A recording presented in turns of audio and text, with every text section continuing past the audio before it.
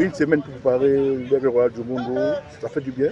Bien sûr que ça fait du bien puisque avoir suffisamment de temps pour préparer un match, c'est judicieux. Vous savez que les matchs, depuis le début de la saison, s'enchaînaient. Et nous également, lorsqu'on jouait la sixième journée, on se préparait à enchaîner après 2 jours pour cette septième journée qui, heureusement pour nous, a été reportée à 4 jours plus tard, ce qui nous donne le temps nécessaire pour pouvoir ajuster les organismes et puis avoir un meilleur temps de récupération. Sur quel secteur vous avez axé le travail pendant cette semaine? Nous sommes dans la continuité de ce qu'on fait depuis le matin et il était question pour nous de corriger les manquements que nous avons observés durant le précédent match.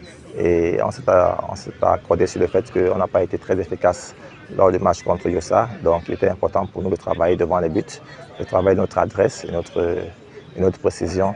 Et c'est ce à quoi nous sommes attelés durant la semaine. Aigle, Dynamo, est un derby contre un derby de la ville littorale. Bien sûr. Et comme on dit très trivialement, les derbys ne se jouent pas, ils se gagnent. Mais on ira tout modestement à Melon pour essayer de faire un bon résultat parce que nous voulons conserver cette dynamique-là qui nous ferait bien. L'actualité du mercato sur la Dynamo? Nous sommes tranquilles. Les choses se passent, c'est vrai, mais nous sommes tranquilles.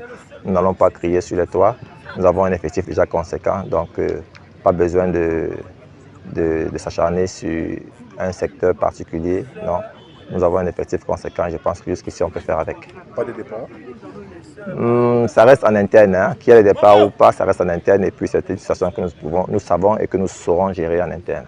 Bonne santé de l'équipe après 6 journées? On peut le dire que on peut à demi-mesure se satisfaire de cette situation, mais on aurait souhaité avoir un meilleur résultat parce que l'occasion s'y est prêtée. Mais on ne va pas cracher sur ce que nous avons déjà, donc il est question pour nous de nous atteler à faire mieux pour véritablement rester sur notre dynamique. Un message aux supporters de Bonne Bataille? Comme ils le savent, j'ai pour habitude de les inviter aux rencontres. Je souhaite vraiment qu'ils viennent massivement à Melon pour soutenir leur équipe. Ces enfants ont besoin de leur présence, ces enfants ont besoin de leur soutien. Donc j'appelle à la mobilisation des supporters de Dynamo afin que nous puissions ensemble converger vers cette victoire.